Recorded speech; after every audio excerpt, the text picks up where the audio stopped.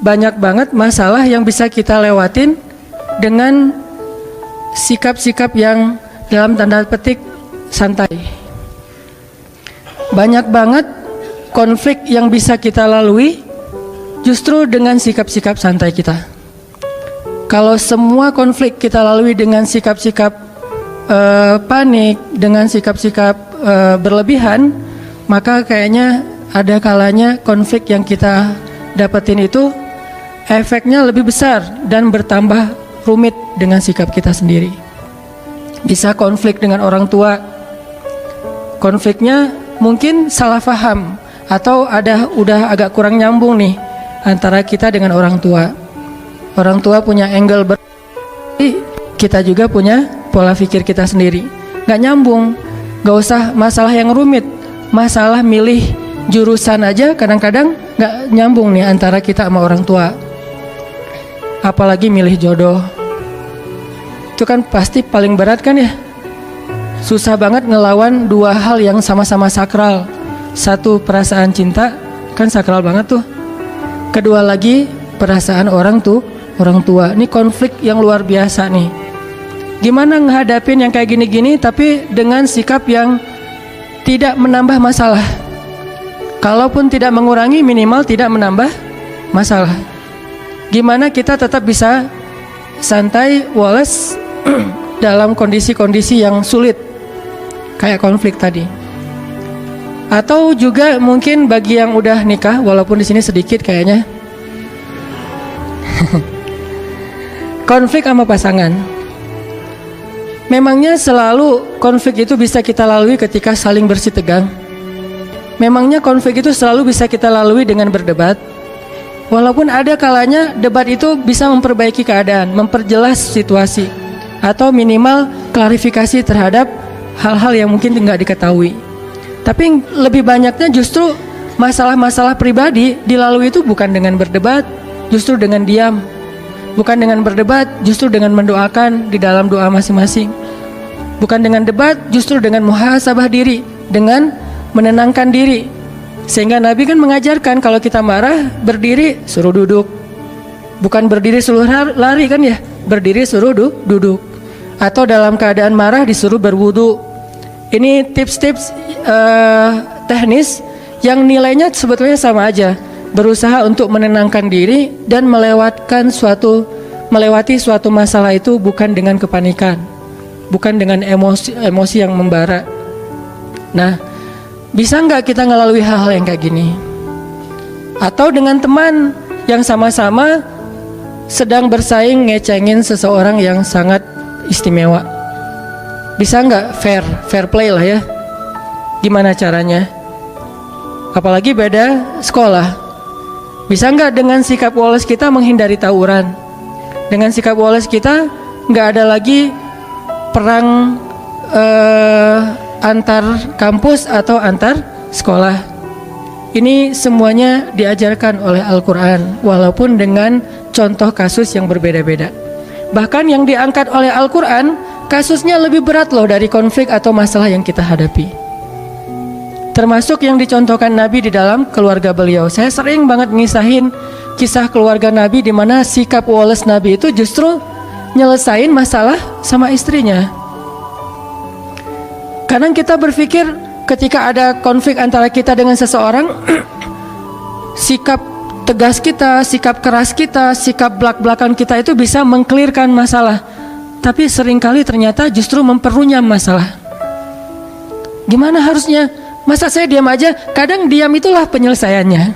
Kadang ya, nggak selalu. Tapi kita kadang malas menggunakan kartu ini nih, kartu diam, kartu muhasabah diri, dan kartu doa.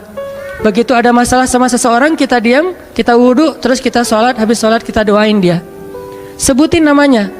Nanti coba rasain bedanya suasana hati kita tentang dia sebelum dan sesudah doa, before dan after.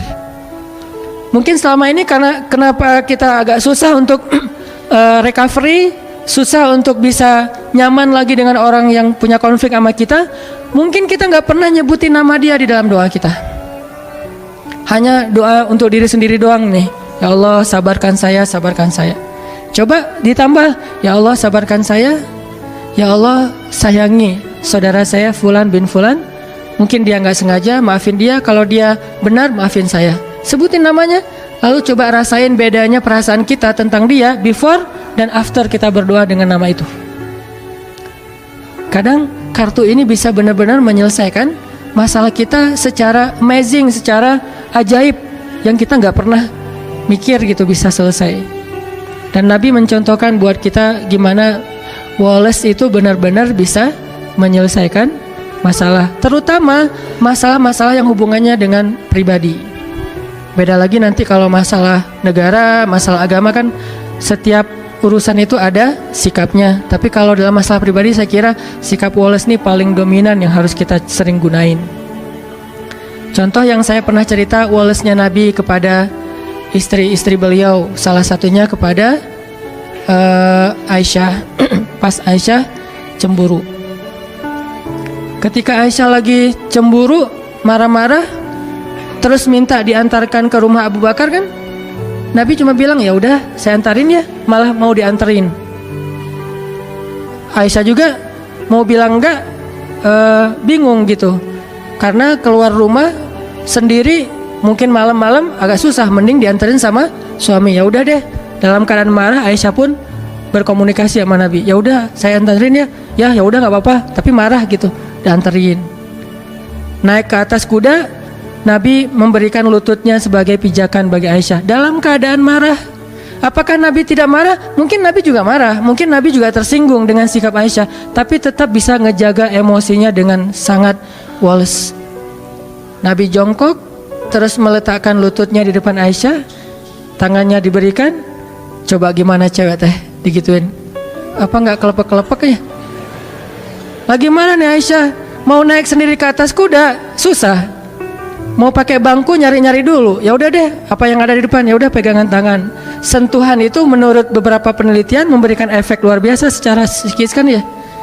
Sehingga ada, saya pernah baca artikel nih, entah kebaca entah sengaja nyari ya. Ternyata pelukan itu memberi efek yang luar biasa kepada pasangan atau kepada anak. Sehingga minimal kita harus memeluk pasangan kita. Maaf ya, nanti dipraktekin ya.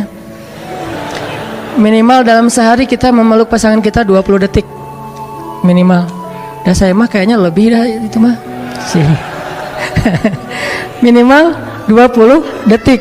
20 detik ini sekali meluk ya. Bukan sekali meluk sedetik terus 20 kali, nggak ngaruh juga sih. Satu kali meluk 20 detik itu ngefek. Nah, Nabi meletakkan kakinya, lututnya untuk jadi pijakan buat Aisyah, memberikan tangannya, sentuhan tangan, kemudian diangkat naik ke atas onta atau keledai atau kuda, jalan ke rumah Abu Bakar. Sampai di rumah Abu Bakar, Nabi dengan santainya nanya kepada Aisyah, Aisyah boleh nggak saya ngomong lebih dulu? Akhirnya Aisyah bilang boleh, tapi jangan ngomong kecuali yang benar ya. Lagi marah Aisyah teh. Nabi Wallace, yang nggak Wallace justru Abu Bakar. Abu Bakar marah, mukulin Aisyah di bagian pundaknya, pukulan yang tidak melukai. Dipukul sama Abu Bakar. Ya Aisyah, kenapa kamu bicara kayak gitu kepada suami kamu dan dia adalah Rasulullah? Allah aja percaya sama dia, masa kamu enggak? Terus Nabi menengahi gitu. Kata Nabi, ya Abu Bakar, saya tidak ngantar istri saya ke sini untuk kamu sakiti. Kalau kayak gini mending saya pulang aja. Maaf ya Rasulullah, maaf. Akhirnya Abu Bakar minta maaf. Rasulullah lihat ke belakang, tuh Aisyah, kan aku belain kamu kan? Akhirnya Aisyah, ya deh gitu. Udah. Coba Nabi menyelesaikan masalah dengan pasangannya, bukan dengan Aisyah, bukan. Ya udah, aku anterin deh. Ini kayaknya kita harus belajar nih akhlak kayak gini. Dan saya juga masih belajar.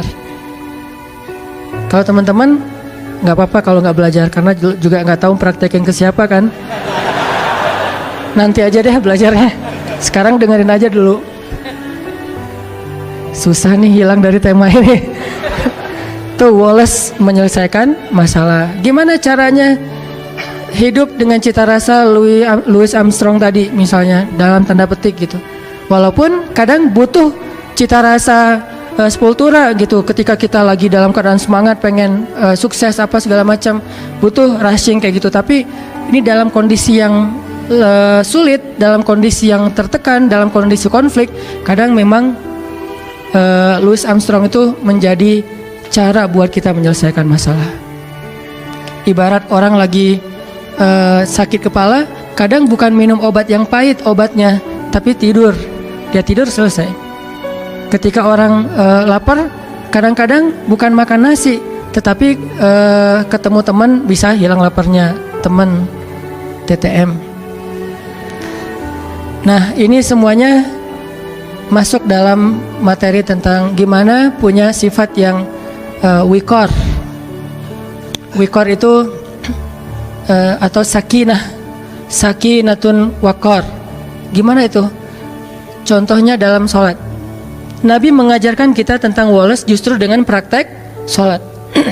Gimana woles dalam sholat? Salah satunya adalah ajaran Nabi, kalau kita datang ke masjid dan kita mendengar di masjid orang udah mulai sholat, imam udah takbir, maka jalanlah dalam keadaan sakinatun waqar, dalam keadaan tenang dan gak usah terburu-buru. Di situ diajarkan. Padahal kita mau menghadap Allah, padahal kita akan kehilangan banyak keistimewaan takbiratul ihram bareng dengan imam, shaf pertama, banyak kebaikan yang kita akan kehilangan. Tapi tetap aja ada toleransi dari Allah melalui Rasulullah. Udah aja santai dah, gak usah terlalu diburu-buru. Daripada kita lari terus ngos-ngosan takbir, baca doanya juga gak khusyuk. Ternyata justru kualitas didapatkan dengan sakinatun waqar, dengan dalam keadaan sakinah, santai, tenang. Udah datang ke masjid santai, tenang. Sehingga ketika ada seorang sahabat keliru dalam bab ini, nggak salah tapi keliru, Nabi menasihati dia kan. Dia masuk ke gerbang masjid, ke pintu masjid, dia ngelihat Nabi dan sahabat sudah ruku. Akhirnya dia takbir di pintu masjid, dia ruku di pintu masjid, dia jalan sambil ruku ke arah shaf. Kan ada yang kayak gitu, Bakroh bin siapa gitu. Selesai sholat dia curhat, Rasul saya tadi sholatnya lucu loh, model baru gitu. Saya nyebutnya tutorial sholat ala Bakroh.